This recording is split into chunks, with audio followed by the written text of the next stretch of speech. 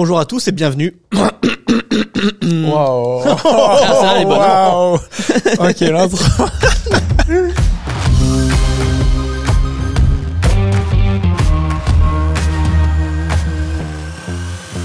Bienvenue dans Pulsation, le podcast des parcours les plus inspirants du monde de la santé. N'hésitez pas à vous abonner, à partager ce contenu et à nous dire ce que vous en avez pensé en commentaire. Et aujourd'hui, on est avec Alexis. Du coup, merci Alexis de nous faire l'honneur de ta présence. Merci de me recevoir. Avec grand plaisir. Tu peux te présenter brièvement ? Alors Alexis Bataille, je suis infirmier, ancien aide-soignant militaire. Et actuellement, on me connaît un peu plus sur les réseaux parce que récemment, j'ai co-rapporté une mission ministérielle sur la santé des professionnels de santé et puis pour d'autres sujets comme ma publication d'ouvrages. Ouais. Parfait. Avant d'aller un peu plus en profondeur de la mission ministérielle et tout ça, pourquoi la santé ? Qu'est-ce qui t'a amené à la santé ? À vrai dire, moi je crois pas à la notion de vocation, donc je vais pas vous faire un laïus sur une visite mystique qui m'a commandé de devenir infirmier ou aide-soignant un jour. C'est seulement que j'avais envie de m'engager pour les autres et qu'en l'occurrence dans le monde de la santé, il y avait absolument toutes les opportunités qui à l'époque me plaisaient quand j'étais au collège, parce que je suis devenu sur le papier soignant assez tôt, je suis devenu soignant vers l'âge de 16 ans. Puisque à l'époque des BEP, carrière sanitaire et sociale, parce que c'est ma première formation de soins, eh bien on allait sur les terrains de stage dès l'âge de 16 ans. Donc pour moi, ma première confrontation et ma première action en tant que soignant, c'était quand j'étais encore un ado. Ouais. Moi, je te rassure sur le terme de la vocation. Il y a de moins en moins d'invités de ce podcast qui me disent c'est la vocation sacrée. J'ai vu la lumière divine et je suis rentré à la santé. Il y a toujours une vraie volonté de faire du soin et de porter et d'être au service d'eux. Mais la vocation de la bonne sœur ou de la nonne, elle est... Et rangeons les soutanes et les cornettes. C'est ça. Est-ce que tu peux nous résumer un peu ton parcours ? Parce que du coup, comment tu passes d'un BEP sanitaire et social à chargé de mission ministérielle ? Un vaste sujet. Alors, je suis entré, comme j'ai dit tout à l'heure, assez tôt dans le monde du soin, de la santé, avec un BEP carrière sanitaire et sociale que j'ai obtenu. Ensuite, je suis parti en bac technologique ST2S, anciennement SMS, F8 pour les anciens. Parce que je viens d'un milieu modeste, il a fallu tout de suite aller travailler pour me payer et la voiture et le permis. Donc, je me suis retrouvé agent de service hospitalier en EHPAD de nuit, et c'était ma première expérience professionnelle, donc à la fois avec le balai d'une main et le gant de toilette dans l'autre, puisque la nuit en fait la SH dans un EHPAD est faisant fonction aide-soignant et parfois faisant fonction infirmier. Donc je me suis retrouvé dans cet environnement où j'ai eu tout de suite de grosses responsabilités, en tout cas je le crois. En tout cas j'avais 50 résidents à moi tout seul, donc j'avais 50 personnes âgées à m'occuper et je devais veiller sur elles au quotidien. T'avais quel âge là ? J'avais 17 ans et demi. 17 ans et demi, un service de 50 personnes. En termes de responsabilité, c'est pas mal. Tout à fait. Et je suis resté agent de service le temps de mettre un peu d'économie de côté, de me payer la voiture, une vieille Renault 19 qui fumait bien. Je pense que mon seuil carbone était largement dépassé. Et puis j'ai aussi mis un peu d'argent de côté pour me payer la formation d'aide-soignant, puisque c'était le métier que je voulais faire dans un premier temps. Donc je suis entré en formation d'aide-soignant dans l'institut de formation du coin, la Croix-Rouge. Donc j'ai fait ma formation et puis ensuite parce que depuis tout petit je voulais devenir militaire, mais je savais pas vraiment dans quel sens m'engager, et hormis les métiers du soin, il n'y avait pas d'autre chose qui me plaisait. Et puis il se trouve que le jour où j'ai été diplômé de soignant, quelques jours après, j'ai accompagné un ami sur un salon étudiant où il y avait un stand du service santé des armées, et puis j'ai discuté avec eux, ils m'ont dit bah non mais bienvenue au service santé des armées, on recrute des aides-soignants militaires. Et puis ça s'est fait comme ça, sur un coin de table quasiment, et 5-6 mois après, j'étais en poste pour ma première affectation à l'hôpital d'instruction des armées du Val-de-Grâce, avec à la fois une première visite de Paris, le premier départ de la maison, et puis l'arrivée dans un monde qui quand même coche différentes cases qui peuvent effrayer, parce que au-delà d'un premier poste réel dans un service de soins, parce que en plus je m'étais retrouvé en chirurgie, c'était le monde militaire qui s'offrait à moi, et puis ce côté mythique de l'hôpital d'instruction des armées du Val-de-Grâce, qui était l'hôpital de la présidence avec tous ses secrets, toute sa mythologie. Ma carrière au sein du service santé des armées m'a amené à traverser pendant 6 ans différentes affectations et une mission, une OPEX, qui a été pour moi la seule au sein du service santé des armées, qui était l'opération Tamarin en Guinée-Conakry au moment de la pandémie Ebola, donc en 2015, où je faisais partie des équipes qui ont été envoyées sur place pour de façon inédite, servir dans le cadre d'une opération qui n'avait rien d'une opération de guerre, mais qui était une opération quasiment humanitaire, puisqu'il s'agissait de soigner les professionnels de santé contaminés par le virus Ebola. Donc je suis resté sur place, et c'est là où j'ai ressenti beaucoup de valorisation, puisqu'en tant qu'aide-soignant, j'ai vraiment trouvé ma place, et on a fait confiance à mes compétences, confiance à mon expertise, pour que chacun à notre niveau, on puisse apporter quelque chose, être contributif de la réussite de la mission. C'est-à-dire, tu as un exemple de ce que tu as trouvé justement, où tu t'es dit vraiment je suis utile, je me sens utile dans ce genre Typiquement, c'était lorsque les parcours, les circuits de soins ont été étudiés, parce qu'il faut imaginer qu'en Guinée-Conakry, aujourd'hui à Paris, il y a 2 degrés, en Guinée-Conakry, ça n'arrive jamais. Donc, être en équipement de protection individuelle, c'est-à-dire en tenue complètement hermétique de la tête aux pieds, avec un masque FFP2 et une paire de lunettes aussi hermétiques que le reste, sous 40 à 50 degrés, il fait très chaud et très vite, ce qui fait que les parcours, et en tout cas de l'entrée à la sortie du soignant, tout est étudié pour réduire à la fois l'impact que ça peut avoir sur notre propre santé, et puis surtout aussi penser à la diminution de la qualité des soins, parce qu'évidemment quand t'as trop chaud, t'as la tête qui tourne, tu te sens pas bien, donc le soin que tu prodigues, il est de moindre qualité. Et en tant qu'aide-soignant, en fait très vite on m'a tendu le micro, on m'a dit bon alors et toi qu'est-ce que t'en penses ? C'est quoi, toi, ton regard? Puisque il faut imaginer que les aides-soignants, y compris sur place, on faisait exactement la même chose qu'en métropole. Des soins d'hygiène et de confort, du bio-nettoyage, la distribution des repas. Sauf que dans cet environnement hyper complexe, là, il s'agit pas d'un service où on pousse son chariot de petit déjeuner. C'est imaginer quasiment du one-shot à chaque patient. Donc, de fait, il faut imaginer un parcours de soins qui soit aussi fluide que possible pour tout le monde. Ça me fait rire parce que il y a mardi dernier, là, donc il y a 2 jours, j'étais en formation SSE, donc situation sanitaire exceptionnelle, où on aborde tous ces sujets-là, à Marseille, et on a habillé nos stagiaires 20 minutes sous la tenue. Il faisait 20 degrés, une pièce climatisée. Quand ils ont enlevé la tenue, ils étaient tous liquides, trempés. On imagine en Guinée par 40 degrés dehors. J'ai perdu quelques kilos. Hein. Donc une mission et puis ensuite différents postes, avec un dernier poste à l'hôpital d'instruction des armées Percy, où j'ai vraiment, dans le cadre d'un service de chirurgie, où j'ai vraiment travaillé aux côtés et avec les blessés de guerre. Puisque l'hôpital d'instruction des armées Percy, c'est un trauma center de niveau 1 comme la Chia Sainte-Anne à Toulon, et par culture et par habitude, on reçoit énormément de blessés de guerre et de blessés civils. Il se trouve que les événements ont fait qu'il y a eu pas mal à la fois de blessés militaires, mais aussi de blessés civils, post-Bataclan, post-attentat, où dans ce service, ça constituait pas l'essentiel de nos patients, mais il se trouve qu'il y en a eu quand même un certain nombre, dont un en particulier qui m'a beaucoup touché, mais j'aurai sans doute l'occasion de l'évoquer tout à l'heure.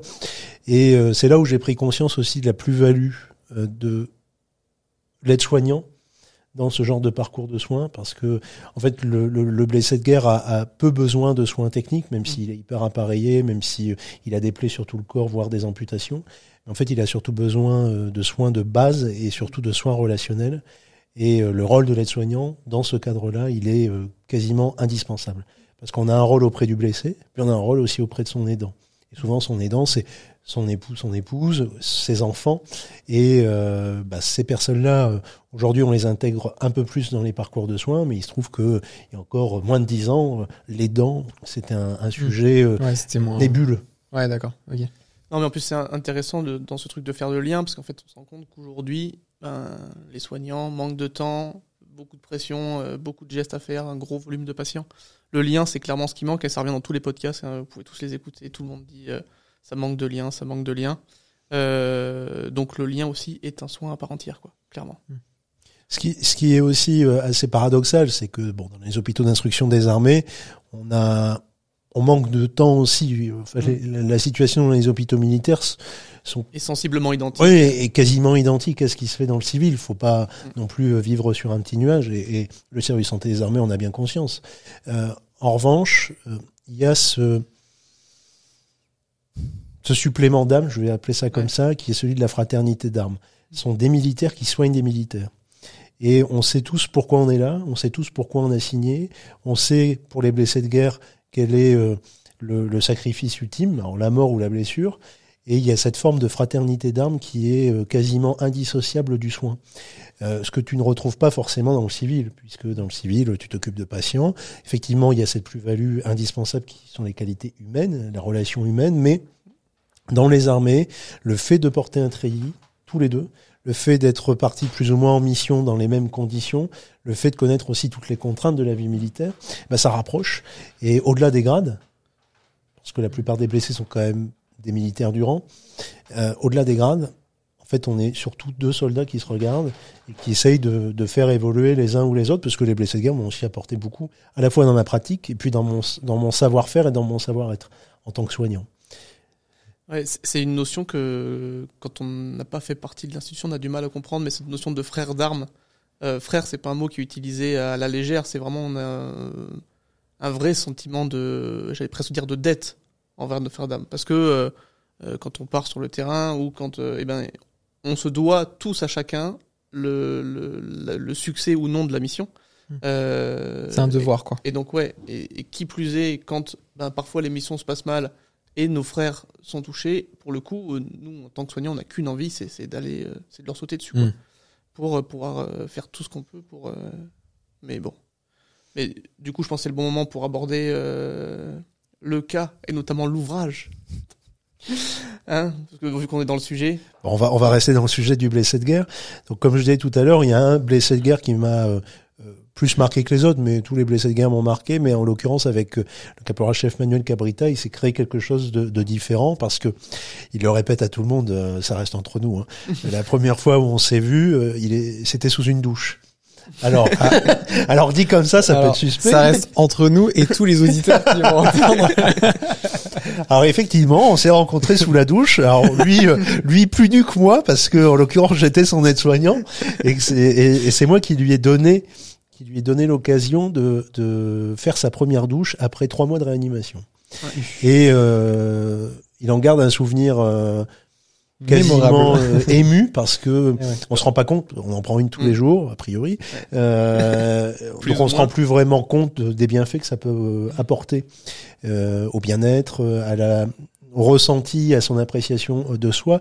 Et en l'occurrence pour lui qui était amputé bras, jambes, qui avait une partie de son visage cassé, prendre une douche, ça lui a fait un bien pas possible. D'ailleurs, je pense qu'il y est resté une bonne heure. Ça s'est transformé rapidement en hammam dans l'espace dédié. Et toujours est-il que ça a été la première approche qu'on a eue ensemble. Puis de fil en aiguille, il est resté assez longtemps dans le service dans lequel je travaillais. À la fin de son séjour, je lui ai simplement dit, puisque j'avais déjà eu une expérience d'auteur, je lui ai dit, mais tu sais Manu, ton témoignage, il est important parce que tu fais partie de la génération des blessés de guerre qu'on appelle de la 4e génération du feu, c'est-à-dire génération actuelle, voire même aujourd'hui on parle même de 5e génération. D'accord. Toujours est-il que ce témoignage de gueule cassée, parce que c'est une gueule cassée, dans l'esprit collectif, les gueules cassées, c'est le 11 novembre, c'est la Première Guerre mondiale, sont les poilus. En fait non, aujourd'hui des blessés de guerre, il y en a encore, hélas, mais il y en a encore. Et donc ce témoignage qui est important aussi pour les jeunes générations et pour leur faire comprendre de ce niveau d'engagement individuel et de l'esprit d'engagement aussi que ça comporte d'être militaire, il faut le publier, il faut en parler. Donc il en a réfléchi avec son épouse, avec Agnès, qui l'a beaucoup accompagné, et puis un jour il m'a appelé en me disant Feu, j'ai envie de publier, j'ai envie d'écrire sur mon témoignage. Donc je l'ai accompagné sur l'écriture. C'est un ouvrage qu'on a écrit à 2 mains, avec une partie d'entretien et une autre partie plus conventionnelle où j'explique moi chapitre par chapitre qu'est-ce que le statut de blessé de guerre, qu'est-ce qu'un rapatriement sanitaire, comment se déroule la chaîne opérationnelle santé, qu'est-ce qu'un hôpital d'instruction des armées. Et puis cet ouvrage, c'est aussi l'opportunité pour Manuel de parler de sa relation privilégiée avec le président de la République, puisque quand il était hospitalisé, il a dit au président, à l'époque c'était la Coupe du Monde, de foot en Russie, et il a dit au président, bon président, vous féliciterez les joueurs de ma part, et le président lui a dit, venez leur dire vous-même, et il l'a embarqué avec lui lors de la Coupe du Monde. D'accord. Et depuis, ils ont gardé un lien assez proche, et d'ailleurs le président de la République a rédigé l'avant-propos de notre ouvrage, qui s'appelle « Je reste un soldat ». Et Je reste un soldat, le titre est assez simple, mais en définitive est la synthèse de ce qu'est à la fois l'engagement militaire d'avant et l'engagement militaire d'aujourd'hui de Manuel. C'est simplement de rester combatif. Alors, auparavant pour la France et aujourd'hui pour lui-même, parce que quand on est blessé de guerre, c'est quelque chose qui ne s'arrêtera jamais, puisque son bras et sa jambe ne repousseront pas. Les appareillages sont ce qu'ils sont, mais ne remplaceront jamais un membre. Et puis, on parle assez peu de cet autre aspect, c'est celui de la blessure psychique. Bien sûr. Et Manuel, comme d'autres, est atteint d'une blessure psychique. Et ça, pour le coup, il n'y a pas d'appareillage, il n'y a pas de réel médicament, il n'y a pas de réel traitement. Et pour toujours, il restera au fond de lui-même, au fond de son esprit, une forme de blessure qui font de lui que son statut de blessé, ce sera pour la vie. Et du coup, comment tu passes de Percy à chargé d'affaires au ministère? Alors, là, on vient de faire un gros saut dans le temps, peut-être, non? Non. C'était hier, d'accord. C'était quasiment hier. Okay. Donc fin de l'armée en 2019, où je décide de quitter le service actif pour suivre la formation d'infirmier. Ok. Je retourne chez moi dans le Grand Nord de la France, chez mes parents. On peut pas être parfait. Personne n'est parfait. Entre Calais et Dunkerque, sur les bords de la Manche, pour suivre la formation d'infirmier dans mon ancien institut de formation qui m'avait formé au métier d'aide-soignant, pour suivre la formation d'infirmier. C'est quoi qui t'a motivé à faire ce changement Au bout de 6 ans, en tant qu'aide-soignant militaire, un petit peu plus en tant qu'aide-soignant, je me suis rendu compte que j'arrivais au bout de mes limites, à la fois théoriques, pratiques, et j'avais envie d'aller plus loin. J'avais envie d'aller plus loin parce que dans les armées, c'est un petit peu le cœur du sujet, c'est que l'aide-soignant et l'infirmier, comme l'infirmier et le médecin, forment un binôme ou un trinôme quasiment indéfectible, parce que l'un ne va pas sans l'autre, et que les compétences de l'un servent les compétences de l'autre. Et aujourd'hui, en tout cas quand je collaborais avec mes collègues infirmiers, je me disais... Dommage, j'aimerais bien aller plus loin parce qu'en plus, ce qu'ils faisaient, ce qu'ils me proposaient, les sujets sur lesquels ils allaient, ça me plaisait énormément. Donc le choix était vite fait. J'avais cette possibilité de quitter l'armée. J'arrivais à terme de mon deuxième contrat. Donc j'ai dit au revoir à l'armée. Alors pourquoi deuxième contrat? C'est souvent des contrats de 3 ans qui est renouvelable. Ok. Après, j'ai signé 2 contrats de 3 ans. Oui. Ouais. D'accord. Ok. Bon, moi je sais. Ok. Ça marche. Donc j'ai posé la casquette, tout en restant réserviste. Et je suis allé me former en tant qu'infirmier, sauf que septembre 2019, ouais. février 2020, le Covid est arrivé. Donc stand-by complet sur la formation, état de stress général de la part des instituts de formation, quid de la dématérialisation de la formation, de la digitalisation. Sachant que les IFSI, c'est un truc qu'ils n'avaient pas du tout anticipé. Quoi. Dématérialiser la formation en 2020, c'était c'est vrai que toi, au final, un gros mot. T'as vécu ça en première ligne, quoi. En tant qu'étudiant. Ah ouais, en plus, parce que du coup, en tant qu'étudiant, t'étais quand même sollicité... Alors, en tant qu'étudiant et réserviste. Moi, t'étais aussi j'étais sollicité en tant qu'aide-soignant réserviste militaire. Le lundi, le président annonce le couvre-feu. Le mardi, je suis réquisitionné. Et je traverse, pas la France, mais au moins 350 bornes de chez moi jusqu'à Paris pour retrouver l'hôpital militaire dans lequel je travaillais auparavant. Donc mes collègues, mes chefs, c'était les grandes retrouvailles pour... être mobilisé sur une mission qui s'appelait Résilience, dont on savait pas grand-chose, si ce n'est qu'il fallait s'occuper de patients qui étaient porteurs d'un virus qui, à l'époque, nous disait rien du tout, qui n'effrayait pas, finalement, ceux qui étaient partis sur Ebola, parce qu'on se disait, pire qu'Ebola, quand même, faut y aller, hein. Puis on m'a dit, bon, Coco, réanimation, tu remets la blouse, et c'est reparti pour un tour. Donc pendant 8 semaines, j'ai été réquisitionné aide-soignant, sauf que pendant 8 semaines, la formation d'infirmier a repris. Et que pendant ces 8 semaines et jusqu'à la fin de cette première année, je dois reconnaître que mes collègues aides-soignants et moi, alors moi avec cette particularité de la réserve, mais mes collègues aides-soignants qui étaient avec moi en formation ont été aussi réquisitionnés dans leurs structures respectives, on n'a pas eu d'accompagnement. On a été un peu laissé pour compte et moi j'ai dû passer les mêmes partiels et je suivais les cours en ligne pendant que je m'occupais de patients en réanimation. C'est-à-dire que mon ordinateur était branché toute la journée Ouais, bien sûr. pour que je puisse suivre les cours tant bien que mal et rendre les devoirs tant bien que mal parce que on m'a pas offert de nouvelles opportunités, de facilités pour que je puisse suivre cette formation. D'accord. On a considéré que bon, oui, Ouais. c'est comme ça. Travailler en réa, c'est pas si fatigant que ça. Hein. Bah oui, tout à fait. On a que 3 patients.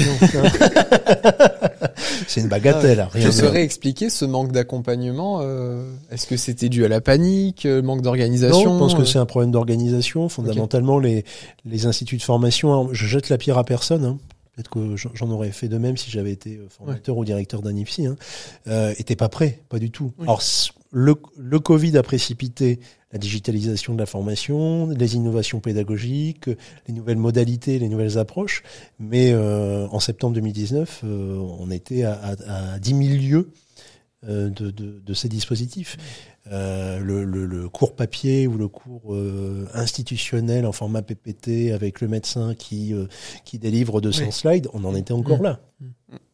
Ça veut pas dire que ça fonctionnait pas, puisque ça faisait des années que c'était fait. Mais c'est vrai que c'était plus du tout corrélé à avec une situation de crise. Et la crise a simplement mis en exergue ces difficultés. Donc j'ai suivi ma formation d'infirmier, hormis cette difficulté, avec beaucoup de plaisir. J'ai été confronté aussi à la réalité du monde civil que j'avais un peu oublié, je dois l'admettre. Hein.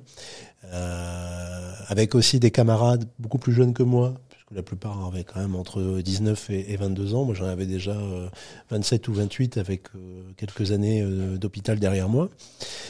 Puis déjà une belle expérience. Aussi. Alors déjà une expérience, je sais pas si elle est belle, mais en tout cas une expérience pour avoir un peu de recul sur la pratique du soin et une autre vision aussi du soin. Même si je reconnais honnêtement que pendant ces 3 années, moi j'ai appris un autre métier. Mon expérience d'aide-soignant, elle m'a servi, ça c'est incontestable. En revanche, j'ai pas trouvé de cours inutiles. Ouais. J'ai pas trouvé d'apport que tu connaissais dans déjà, lesquels j'étais très à l'aise. Oui, il y avait des choses où oui, je m'y retrouvais facilement parce que j'avais jamais vraiment quitté le monde des concepts, de la littérature académique, scientifique. Donc j'étais plus ou moins perturbé. Mais par contre, j'ai réellement appris un nouveau métier. Et je me suis mis à la place surtout de mes camarades où j'ai vu une différence très marquante entre l'entrée en formation de septembre 2019 et le premier stage. Avant le premier stage, c'était Cuicui les petits oiseaux. Tout le monde était dans un monde merveilleux. Il y avait un côté Disney avec la blouse blanche et le stéto. Des petits oiseaux comme dans Blanche-Neige qui se posaient sur ton épaule quand tu mettais la blouse. Voilà, qui circulent tout autour de toi avec la blouse et qui sifflotent un air magique. Ouais. Et le retour du premier stage. Ouais. Ah ouais. Et quand elles sont revenues, quand je dis elles, c'est parce que la plupart sont des filles. Hein, elles avaient pris 5 ans. Elles avaient vieilli de 5 ans. À la fois dans leur posture, mais aussi physiquement. Et les départs qu'il y a pu y avoir, je les comprenais aisément. Parce que ces étudiantes, elles n'ont pas été préparées. Et moi, je m'inclus dedans. Je n'ai pas été préparé. Alors, nous, les aides-soignants, on ne fait pas le premier stage. On considère que on connaît assez le monde des soins d'hygiène et de confort pour pas y retourner pour un stage. Donc, moi, j'ai pas fait ce premier stage et je suis tout de suite été plongé dans un environnement plus technique.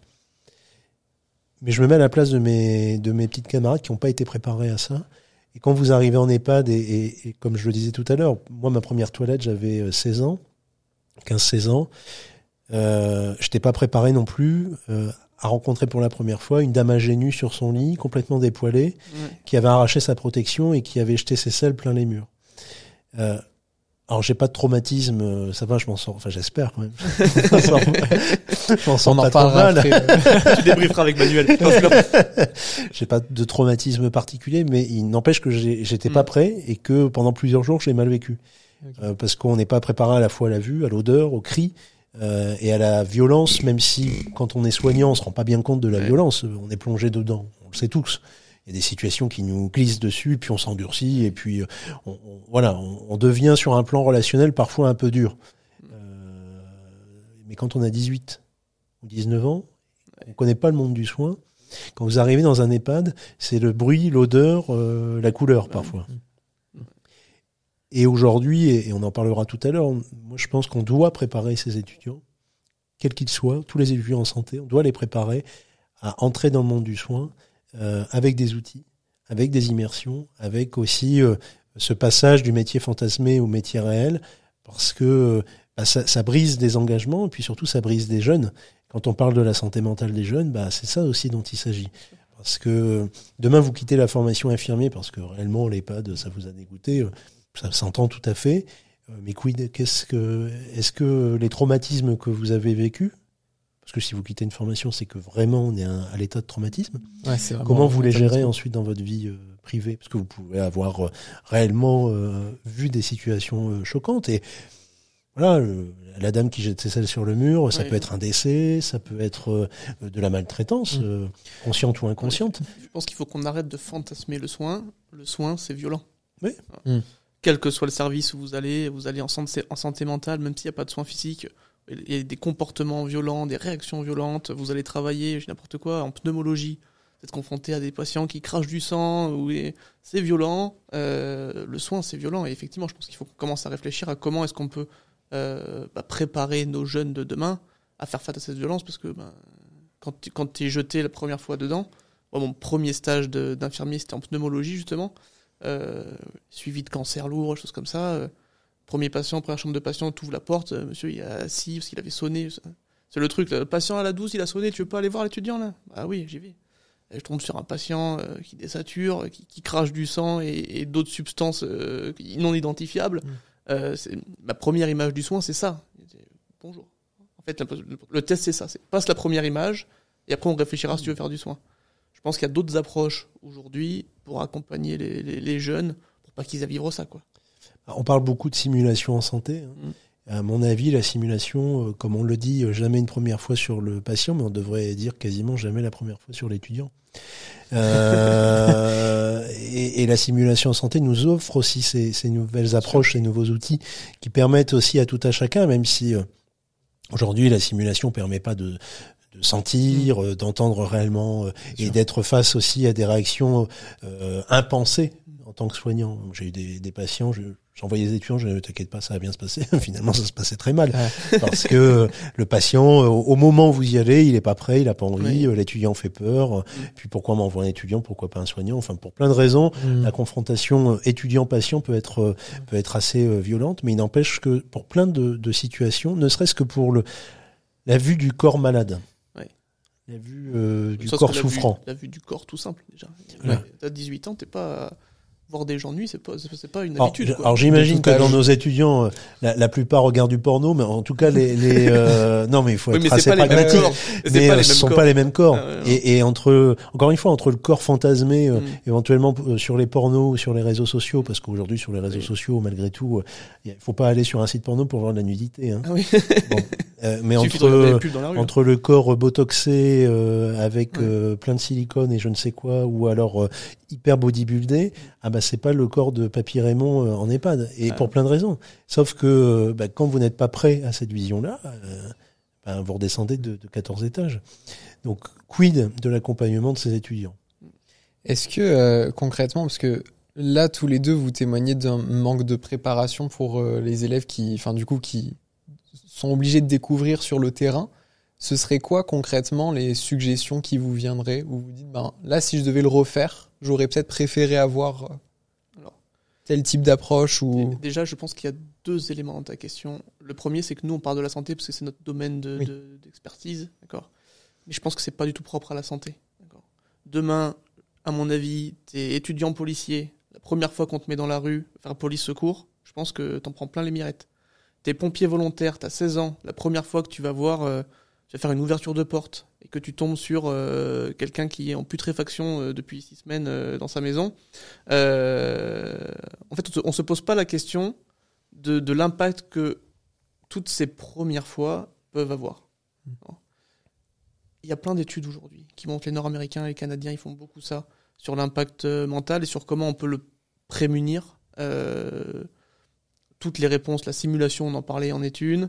Je pense que le fait d'évoquer les choses, de les décrire, ça permet au cerveau aussi de se faire des pré-images pour que le jour où on y soit confronté, ce soit moins une question.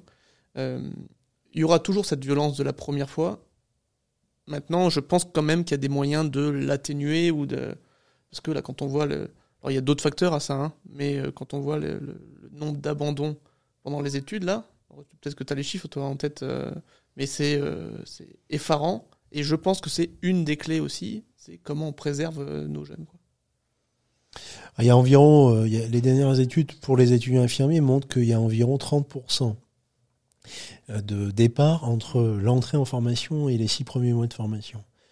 Alors, pour plein de raisons, on peut aussi évoquer d'autres facteurs qui précipitent le départ.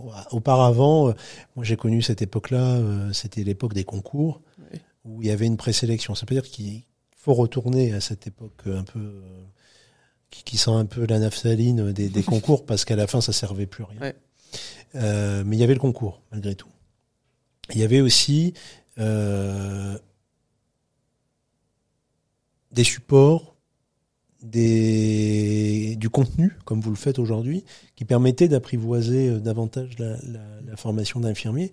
Et puis surtout, moi, ce que je crois, c'est que entrer en formation de soins, quelle qu'elle soit, ça doit se préparer. Et d'abord des périodes d'immersion pré-admission, pré-entrée en formation, déjà ça permettrait à tout à chacun de prendre conscience des métiers, de la difficulté, des opportunités. De découvrir pourquoi pas aussi d'autres métiers. Aujourd'hui, vous avez envie d'être infirmier, en fait, peut-être que lors de vos premiers stages, vous allez découvrir que ce que fait la diététicienne, c'est mieux. En tout cas, ça vous plaît un peu plus. Ou que le prof d'activité physique adaptée, finalement, c'est pas mal ce qu'il propose. Ouais.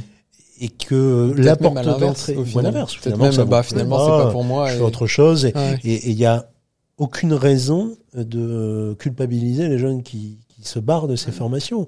S'ils s'en vont, c'est que on les a mal sélectionnés. Eux ont mal sélectionné aussi leur voie. Aussi, il y a un peu de ça. Il y a beaucoup d'opportunisme aujourd'hui sur Parcoursup. Je choisis la formation d'infirmier parce qu'il y a rien d'autre. Je sais qu'il y aura du boulot derrière. Voilà.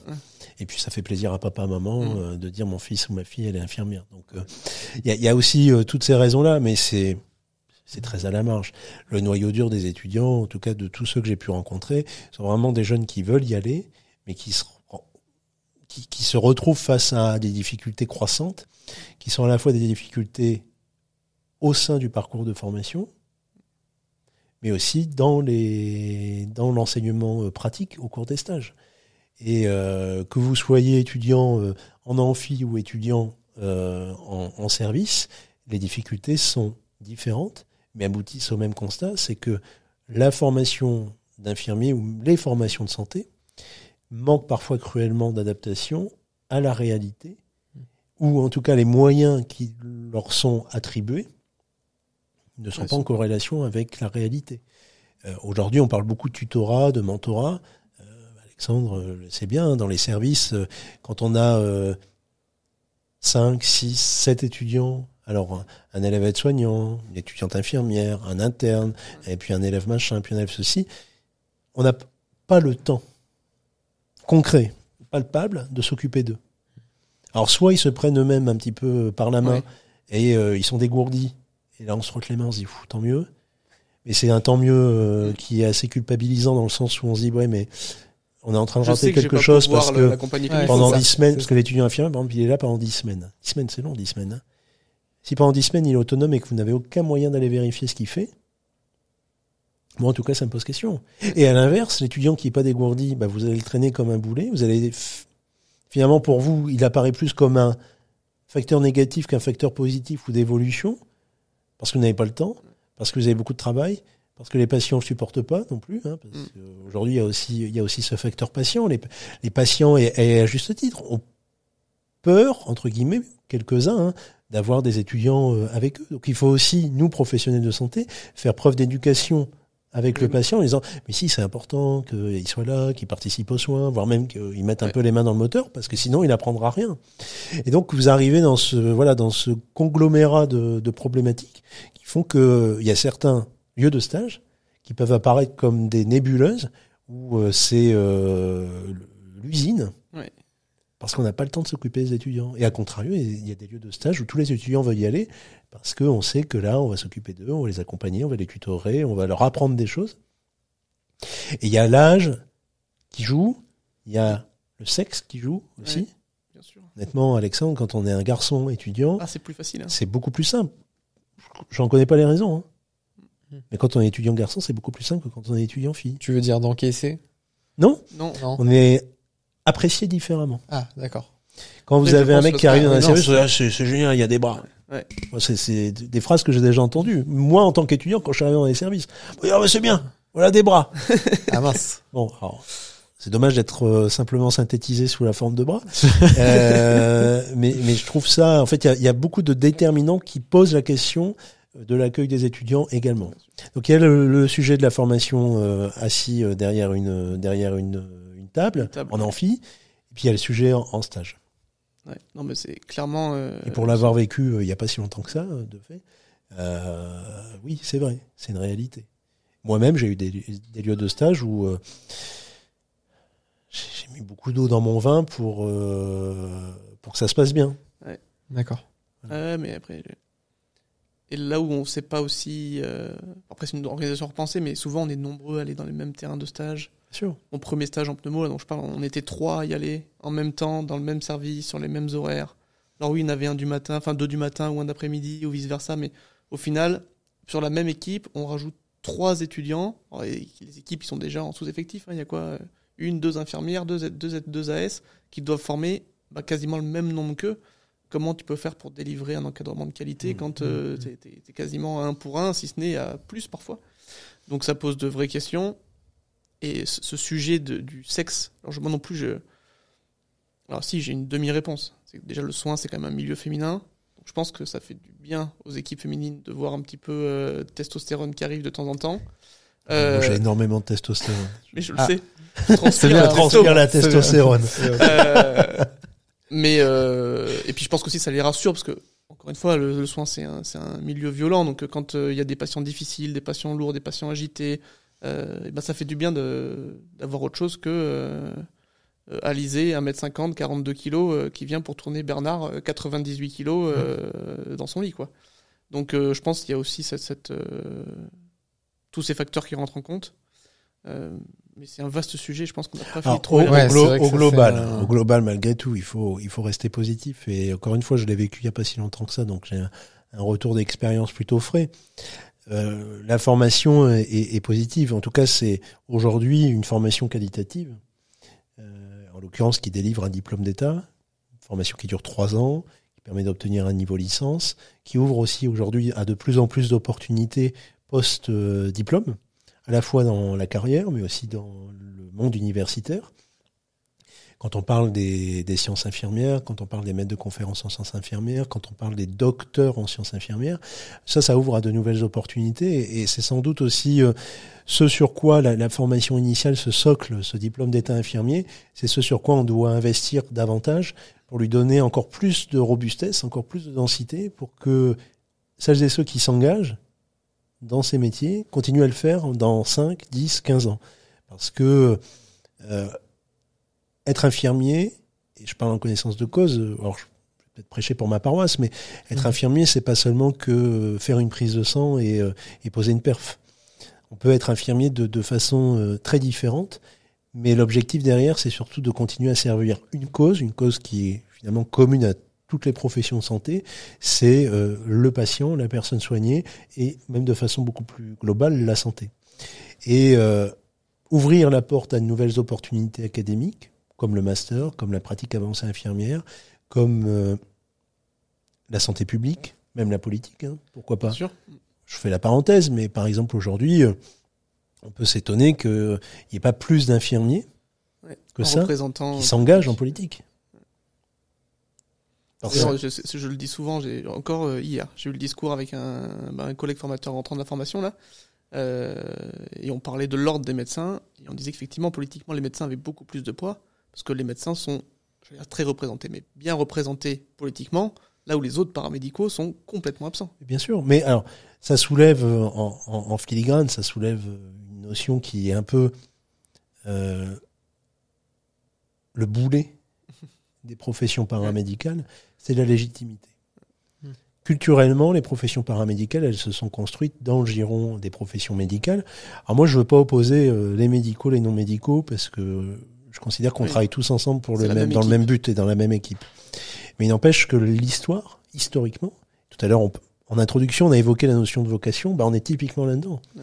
La vocation, c'est historiquement associé aux religieuses et aux bonnes qui ont construit le métier d'infirmier en France, par exemple.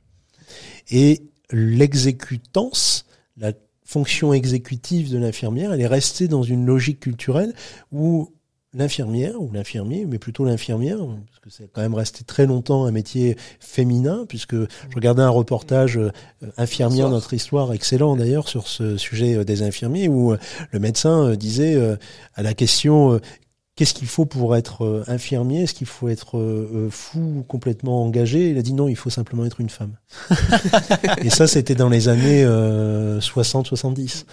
Et les années 60-70, c'est quand même pas si loin que ça.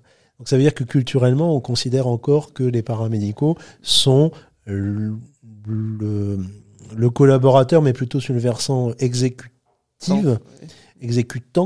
du médecin. Alors qu'aujourd'hui, pas du tout. C'est rigolo parce que quand j'étais en stage, j'ai rencontré un vieux médecin, un vieux de la vieille qui faisait de la rééduque.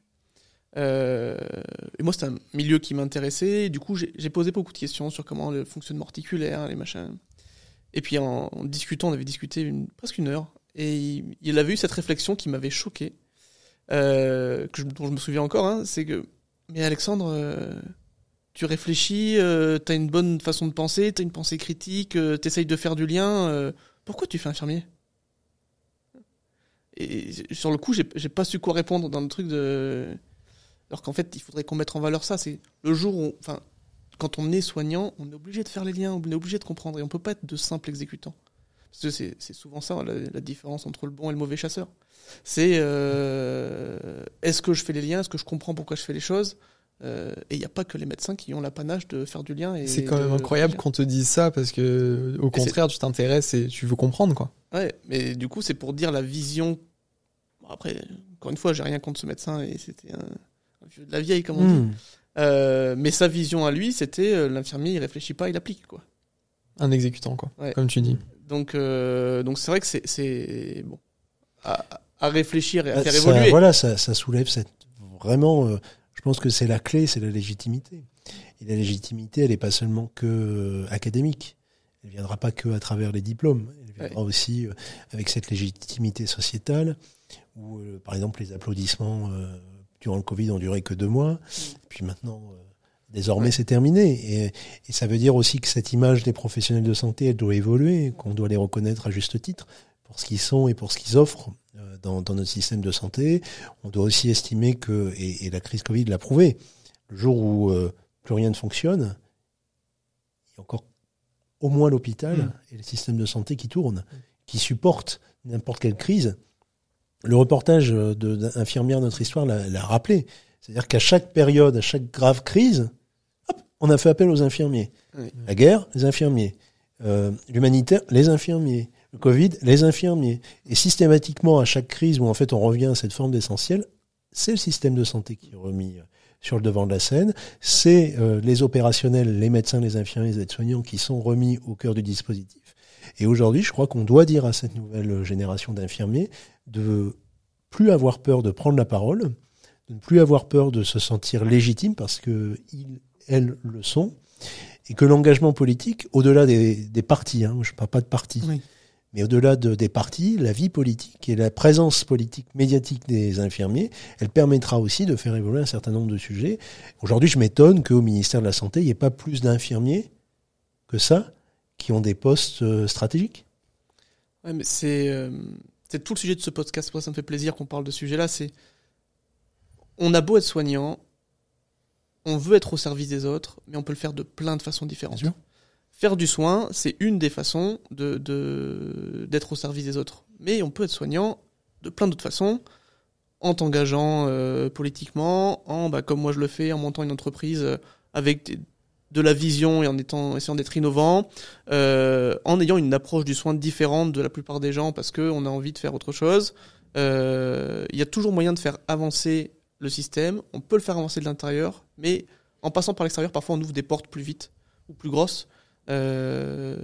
Donc, soyons soignants dans sa globalité. Ça ne veut pas dire que faire du soin et être à l'hôpital. Donc, merci. Et donc, on arrive à la fin de ce parcours où après l'IFSI, mais non, c'est pas terminé. Après dernière étape, après. C'est incroyable. Non, mais tu ne nous ennuies pas, au contraire. Après, j'aurais assez parlé. Après, je vais rentrer. En parallèle de tout ça, moi, j'ai encore une activité d'auteur. Le premier ouvrage qui m'a un peu mis le pied à l'étrier, c'était Vous avez mal où, qui était le fruit d'une page Facebook qui s'appelait Dans le couloir, pensée d'un aide-soignant, où toutes les semaines, j'écrivais une chronique sur le soin. Donc, on trouve chacun notre façon d'exercer une thérapie personnelle. Donc, moi, c'était l'écriture. J'extériorisais sous la forme de chroniques. Et ces chroniques, elles ont été ensuite reprises par un éditeur. Qui m'a proposé d'en faire un premier ouvrage. Puis, de fil en aiguille, j'en ai publié un certain nombre. Jusqu'à mois de juin dernier, où j'ai publié aussi un guide de sémiologie pour les infirmiers, par les infirmiers, c'est important. Wow, génial. Aux éditions Vuibert. Et puis, au mois de mars dernier, un coup de fil un matin, le cabinet de la ministre déléguée Agnès Firmin-Lebaudot, donc la ministre déléguée chargée de l'organisation territoriale et des professions de santé, qui me dit Monsieur Bataille, vous allez être nommé en tant que personne qualifiée aux côtés du docteur Philippe de Normandie et de la docteure Marine Kresguy-Lui pour copiloter une mission ministérielle dédiée à la santé des professionnels de santé. Et là, on est entré dans une autre aventure, beaucoup plus complexe, très intéressante mais complexe évidemment, et puis médiatiquement propulsée parce que dans l'esprit des gens, on est quasiment membre du gouvernement.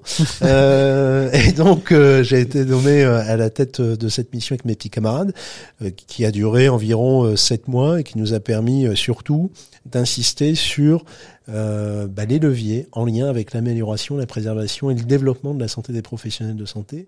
Et en fait, ce qu'on a proposé, c'est tout ce qu'on vient de se dire. C'est la préparation, alors que moi j'appelle opérationnel, parce que c'est mes vieilles habitudes militaires, mais une préparation avant le départ en stage, une préparation de ces professionnels, une formation, comme la formation initiale, aussi au moment de la formation continue, parce que le diagnostic est bien connu, les soignants ne vont pas bien. Dans notre consultation nationale qu'on a menée auprès de près de 50 000 professionnels, il y a quand même les trois quarts qui ont estimé qu'ils n'allaient pas bien. Pas bien, ça veut dire tout et rien, mais en tout cas, ça veut quand même dire quelque chose. Ça veut dire que il y a quand même quelque chose qui est dit, quoi. Ça veut dire que ça va pas. Ils ont mis en évidence un certain nombre de sujets comme les troubles musculo-squelettiques, c'est-à-dire le mal de dos en tête, sans doute, les addictions, le stress, l'hygiène de vie délétère, l'état de fatigue et les épisodes de burn-out, où 55% de notre panel interrogé a estimé avoir déjà connu au moins une fois un épisode de burn-out. Ça fait 1 sur 2 quand même. Quasiment, ouais. Donc ça fait à peu près 25 000 professionnels sur ce panel-là qui estiment avoir vécu un épisode de burn-out. Là, ça pose question. Ouais. Et puis, surtout, ça met le doigt sur un sujet qui fait écho à ce qu'on s'est dit également tout à l'heure, celui de la culture. Aujourd'hui, on considère que les soignants sont infaillibles. Être soignant, on peut pas être malade quand on soigne. C'est pas possible. C'est pas normal. En fait, si. Quand on est professionnel de santé, on est d'abord et surtout quelqu'un comme les autres. On a un diplôme qui nous donne un titre. Il y a pendant le Covid, combien de ce qu'on disait aux gens, restez chez vous si vous êtes malade, surtout pas contaminé. Par contre, les soignants, vous êtes malade, mais venez bosser quand même. Mettez votre FFP2 et allez-y. Ouais. Et on doit considérer que le soignant est un citoyen comme les autres et que, à ce titre, il souffre des mêmes pathologies que les uns ou les autres et que son activité professionnelle, sans forcément les mettre à part de la population, parce que quand on s'intéresse à la santé de l'infirmière, pourquoi pas s'intéresser à la santé du mécano ? Bien sûr. Voilà. Mais s'intéresser à la santé des soignants, c'est aussi ouvrir la porte sur la santé des travailleurs, parce qu'il n'y a pas que les soignants qui travaillent debout, il n'y a pas que les soignants qui travaillent le week-end, il n'y a pas que les soignants qui travaillent la nuit. Mais c'est aussi mettre le doigt sur une population de notre société qui est essentielle. On l'a dit tout à l'heure, au bon fonctionnement de notre société, notre système de façon générale. On a besoin des soignants. Et donc, leur donner un minimum d'attention, leur donner le minimum de soins pour que eux se prennent en soin Ouais. pour mieux prendre en soin les autres, et ben c'est déjà quelque chose, et un facteur sans doute de ce faire nation, comme on en parle assez régulièrement, qui me semble être un vrai levier.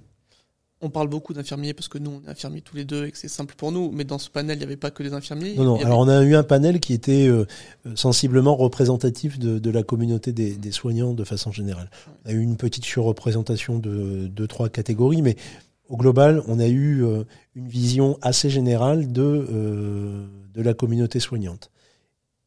Et sans surprise, le trio de tête, ben, c'est le trio qu'on retrouve au chevet du patient. C'est le médecin, C'est un infirmier, tout. l'infirmier, l'aide-soignante. Ok.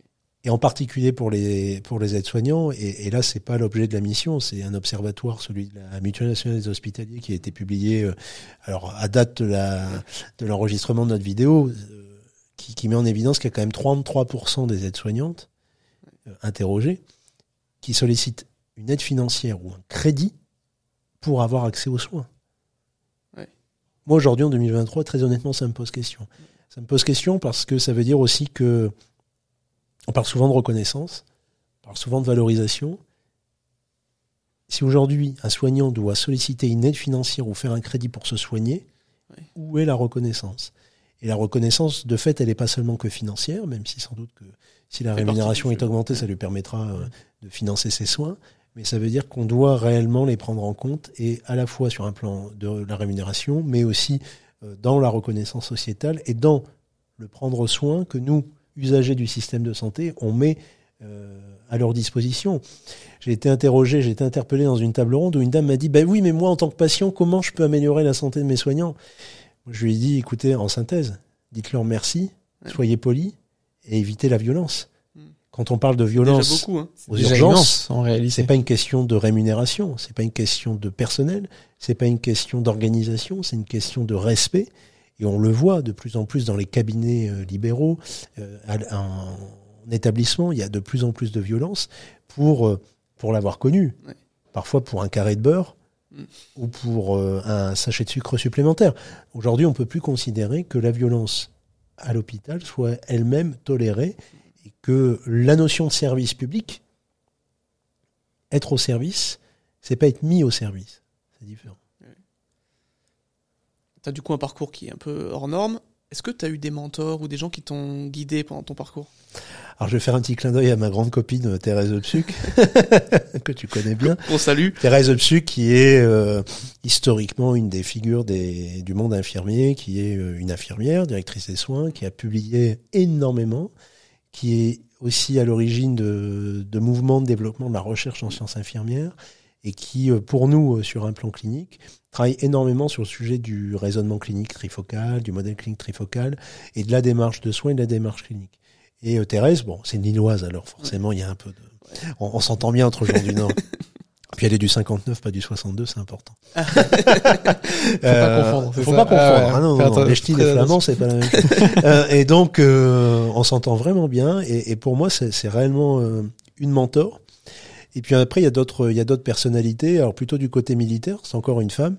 C'est Geneviève de Galard, qui est une infirmière convoyeuse de l'air, qui a brillé sur de nombreux théâtres d'opération, qui est maintenant quasiment centenaire, si ce n'est centenaire. Et Geneviève de Galard, c'est la figure historique de l'infirmière militaire, celle qui fait preuve de beaucoup d'abnégation sans pour autant s'oublier elle-même. Ce qui est la subtilité quand on est infirmier. Quand on est soignant. Parce que elle s'est engagée au plus proche des conflits, notamment en Indochine, ce qui n'a pas empêché de penser à elle, parce qu'elle a considéré dès le début, comme on se l'a dit tout à l'heure, que si elle voulait être efficace, il fallait qu'elle prenne soin d'elle. Et pour moi, Geneviève de Galard, quand vous la rencontrez, elle est truculente, hein, c'est un personnage. Hein. C'est un mentor indirect, parce que elle m'a pas compagnonné, mais on a eu beaucoup d'échanges ensemble, et c'est quelqu'un vraiment que j'apprécie énormément. Juste avant de conclure, on n'a pas mentionné le fait que vous avez travaillé dans le même hôpital enfin, vous m'avez dit ça tout à l'heure. Vous avez travaillé dans le même hôpital et vous êtes jamais croisés, c'est ça? Non. Ouais. Et c'est incroyable. Mais, On s'est rencontrés après et en échangeant, on dit, tu travaillais où? Ah bah moi là, bah moi aussi. Donc on a travaillé à la Chia Sainte-Anne tous les deux. Ok. Quand donc, j'étais toi, infirmier, t'étais dans moi, quel j'étais service? infirmier aux urgences et il était aide-soignant en chirurgie. Ah ok. La chirurgie. J'ai senti qu'il y avait quelque chose, tu vois, par rapport au niveau. Il y avait des gens compétents aux urgences, des gens qui réussissaient pas aux urgences, ils allaient dans les étages. D'accord. En chirurgie. Oui, nous on faisait la tuyauterie. Donc en gros, c'est si eux ils faisaient mal leur boulot, ça terminait chez vous, oui, c'est mais ça. ça arrivait souvent chez nous. Oui, en vérité, ça arrivait souvent chez eux quand même. Du coup, ce que je viens de dire, c'est un peu vrai, du coup. D'accord. Non, mais ouais, j'ai grand regret de ma carrière, c'est que j'ai pas pu. Ça n'a jamais été mon infirmier. Être binômé c'est incroyable. avec Alexis. Je pense qu'on aurait bien rigolé. Tu m'étonnes. On aurait bien rigolé. Je pense que les patients auraient bien aimé. Ouais, pour finir, du coup, je demande toujours une anecdote de soin, quelque chose que tu as vécu, qui sort un peu du cadre et qui permettrait aux gens de récupérer un peu de contexte de ce que c'est le soin, de ce que c'est l'environnement soin. D'ailleurs, pas forcément une anecdote de soin, mais une anecdote de vie qui t'a appris quelque chose, quoi. Une anecdote que tu as préparée d'ailleurs. On peut le dire. Oui, tout à fait. oui, je ne suis que préparation. Ça, c'est le travail dur et rigoureux. C'est tout le temps dans le travail. Alors, une anecdote. Moi, j'en ai plein. Ça a d'ailleurs fait l'objet du premier bouquin. Celle qui me revient, et ça rejoint un peu ce qu'on s'est dit tout à l'heure sur les traumas et l'accompagnement des professionnels. Alors, elle est absolument pas rigolote. Hein. C'est mon premier décès. Et j'avais jamais vécu le décès en tant qu'élève aide-soignant. Et je prends un premier poste en attendant de m'engager dans l'armée, dans un service d'urgence, dans une clinique du coin. Ah, donc t'as fait quand même partie des gens qui sont un peu meilleurs que les autres parce qu'ils ont fait des urgences. Oui, j'ai tenté. Et l'aide-soignant, il se trouvait que la nuit, dans cet établissement, il était seul. Et lorsqu'il y avait un décès dans les étages, c'était à lui de gérer le décès. Bon. Donc moi, j'avais 18-19 ans, j'étais fringant. Donc on m'appelle, on me dit il y a un décès. Et puis on n'avait pas prévenu de quelle sorte de décès il s'agissait. C'était un enfant. Wow. Et cet enfant, il se trouve que je l'avais vu entrer aux urgences bien vivant.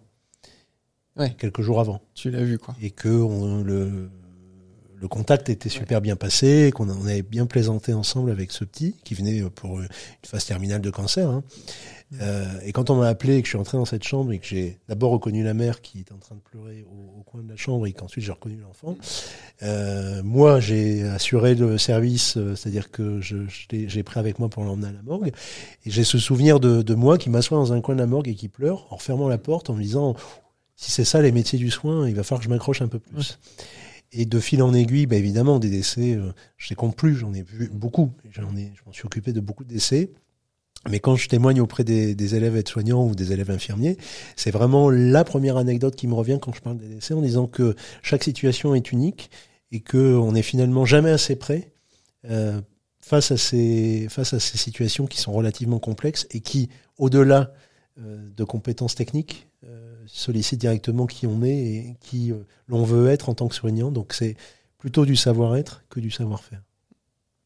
Bah, très bien, bah merci beaucoup. Merci. Alexis. Avec plaisir. Si nos auditeurs ils veulent te contacter, te retrouver, où est-ce qu'ils peuvent le faire? Non, me contactez pas. Non. J'en ai déjà trop. Laissez-moi tranquille. Laissez-moi tranquille, s'il vous plaît. Non, peut-être, où est-ce qu'on peut retrouver tes ouvrages? Enfin, parce qu'il y en a plusieurs, du coup, si j'ai bien compris. Ouais, il y en a plusieurs. D'accord. Alors, l'éditeur qui me publie souvent, c'est Vuibert. Donc, c'est Albin Michel Vuibert. Et sinon, sur LinkedIn, j'ai un profil, Alexis Bataille-Ambert. C'est là où finalement je suis plus accessible parce que je suis en dehors des autres réseaux. Suite à la mission, je fais la parenthèse par exemple parce que ça peut être bien de le dire. La mission ministérielle nous a beaucoup exposés. Bien sûr. Et l'exposition, ça peut entraîner aussi un certain nombre d'éléments négatifs. Et il se trouve que les réseaux sociaux ont démontré que parfois c'était pas sain sous certains aspects, ça notamment Twitter et Instagram. C'est bizarre. Donc j'ai préféré quitter ces réseaux sociaux-là parce que honnêtement, j'avais pas envie de m'emmerder avec cette charge mentale inutile qui fait pas avancer. Donc j'ai gardé LinkedIn qui est un réseau professionnel et qui me permet vraiment d'être sur un plan professionnel assez présent, réactif et présent. Et pour le reste, ça restera dans mon domaine privé. Ça va. Super. Bah génial. Très bien. Bah, merci beaucoup. Et puis à très bientôt pour de nouvelles aventures. Avec plaisir. T'as aimé quand même ce format pour discuter? C'était absolument détestable. Ah ouais, bon, bah, plus jamais on le reçoit du coup.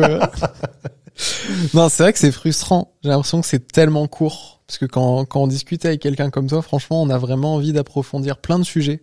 Franchement, même, enfin, moi, je te dis très franchement je trouve qu'on ne met pas assez en lumière. Et moi, quand je vois ton parcours c'est vrai qu'il est quand même assez atypique, je me trouve ça vraiment génial que tu puisses témoigner de ce que tu as vécu, que ce soit à tes débuts, mais même avec de l'expérience, il y a aussi plein de choses qui t'ont marqué. Donc en fait, on se rend compte que t'es toujours exposé à quelque chose de nouveau. Donc merci beaucoup en tout cas de nous partager. Avec plaisir. Partager Vraiment tout ça. avec plaisir. Merci à vous.